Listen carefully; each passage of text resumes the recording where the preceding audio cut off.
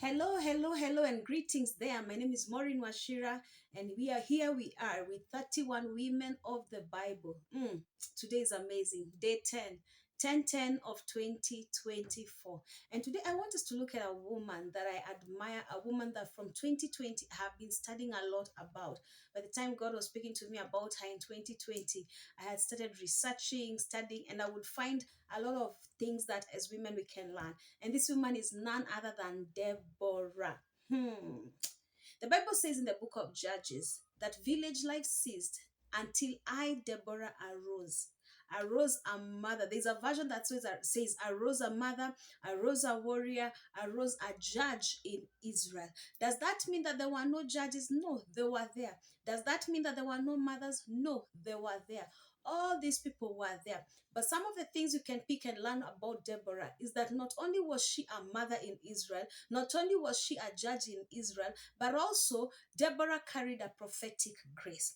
But what are some of the things? We usually do very short clips here because we just want to start an intro, and then one day we're going to sit down and we're going to really dig deep about these women of the Bible. And let me say that it's not just 31 women of the Bible. The women in the Bible are more than the 31. They are so many who have been highlighted.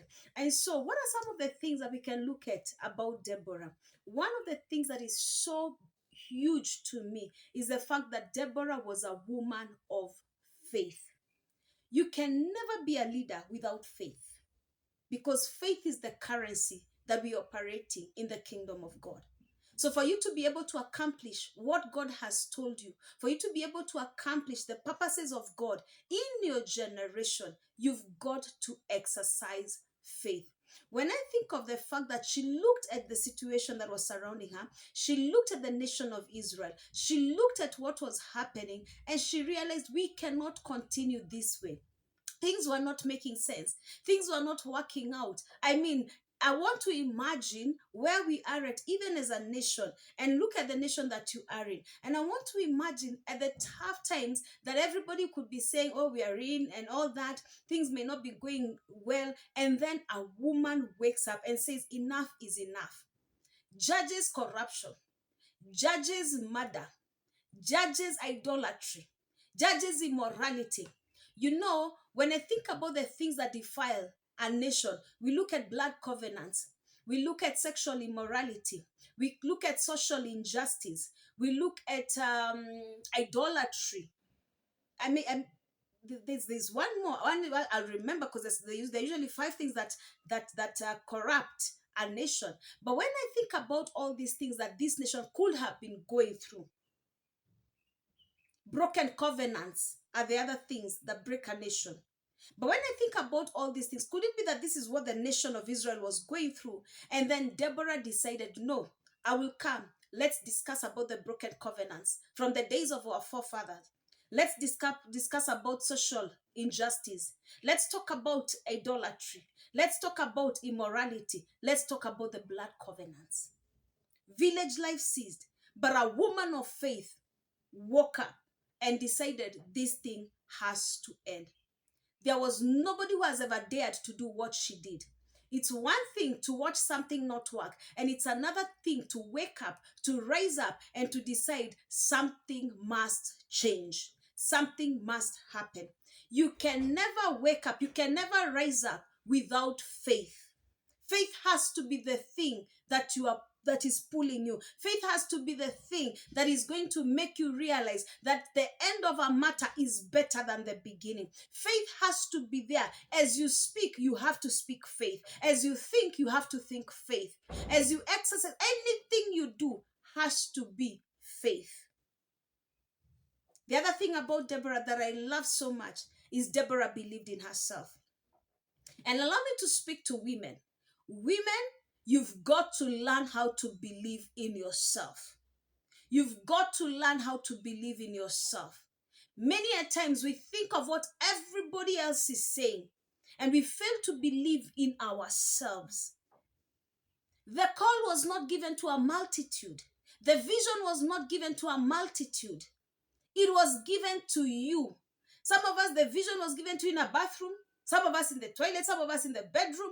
Some of you had gone to the prayer mountain and God gave you a strategy. God gave you a blueprint. Everything is outlined. In fact, some of you are even going to say, you know what, Pastor Maureen? Actually, I wrote everything on book. But when I ask you, then why haven't you woken up? I've been discouraged. Let me tell you something. Discouragement will always, you'll have the Sanballat and the Tobiases around you. But you've got to also believe that he who began a good work in you, that good work did not begin in every other person. It is you. Deborah believed in herself. And I understand no man is an island. But let me tell you, there comes a time when you've got to stand alone and realize you've got to pursue it. You've got to make it. My senior pastor, Reverend Julian Kula, always says people's opinion at their lowest is the lowest form of knowledge. And I've come to appreciate that statement because let me tell you, if you keep on listening to people's opinion about who you are and what God has called you to do, you will never make it in life. You've got to believe in yourself. You've got to look at yourself and say, Maureen, you can make it. Even though you don't look like you can make it, but you can make it. I tell women this, if you enter an interview and they ask you, what are you bringing to the table? You're not bringing anything to the table. You are the table. That meeting cannot happen without you. We may as well remove what you think. But let me tell you, I am the table. That strategic meeting cannot happen without me. I'm the strategist. And I may not know much now, but let me tell you something. I have something that can shake the world. Deborah believed in herself.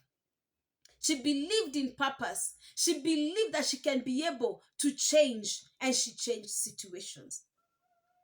The other thing that I love about Deborah, and this is one of my principles in life, you must have a tough spine. It was such a patriarchal society. It was such a patriarchal society. Women were not even supposed to be seen. And here is a woman who is now even talking. They were not supposed to be seen. And then she wakes up as a judge. She rises as a judge. I want to imagine the backlash that this woman went through. And at times the backlash was not from the men. The backlash was from the women themselves. That is why one of my mantra is fix the crown. We've got to fix these crowns, women. And men, you're going to help us fix the crowns. Because let me tell you, if this woman ever had a tough spine, she would not have made it to judge the evil that was taking place. She would not have made it to rise up as a mother. And there were other mothers who were there. It is not about age. Age does not define what leadership is. Because we have people who are way older, elderly, but the amount of wisdom is so minimal. And you have people who are young, and you wonder, the amount of wisdom is so huge in them, if we can quantify wisdom. But the spine that this woman had was amazing. How does a woman bring a concept to change a whole nation, to judge what was happening and still make it in such a time? If you're going to rise up as a leader, you've got to develop a spine.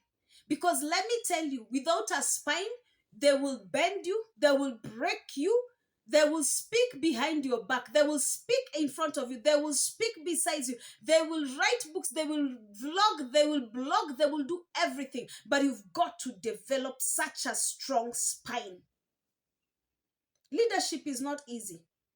Leading two people is not easy. Now here it is, leading a nation. You've got to break from the norm. That is what it means to develop a spine. You've got to break from the norm. You've got to block your ears from negativity. But even as you block your ears from negativity, there are times you're going to remove the plug, you listen to some little of it, then you put the plug back, and because you have a spine, you know what to do. At times it's good to listen also to what some people say about you. Rattle the snake, but hear the snake hiss, so that you can be able to know how to behave and how to react and how to respond. Deborah had a spine. You want to rise up as a leader? Develop a spine. You want to make it as a leader? Develop. You cannot be broken by small things, by people's gossips, by people's opinions that do not matter. They do not care about you. In fact, some of the people who are ready to break you, they've not even started where you are, yet you are far, and you've allowed them to break you. Deborah was a woman of faith. If you're going to take faith, then you may as well put spine on the other hand and combine them together. Because the people who surround you, majority of them are the ones who bring you down. In 2017, a wise person told me, at times it's not even the leader who has an issue, but it's the people who have that are surround the leader may be having the issue to bring you down. But if you develop a tough spine, you will be able to make it.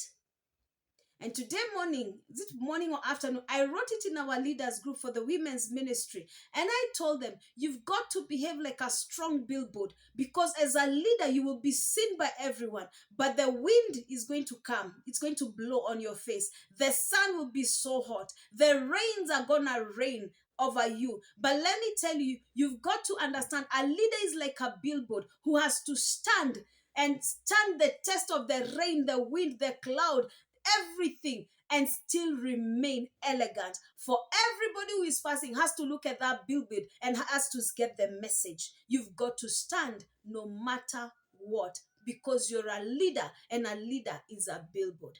31 women of the Bible in 31 days. God bless you. See you tomorrow.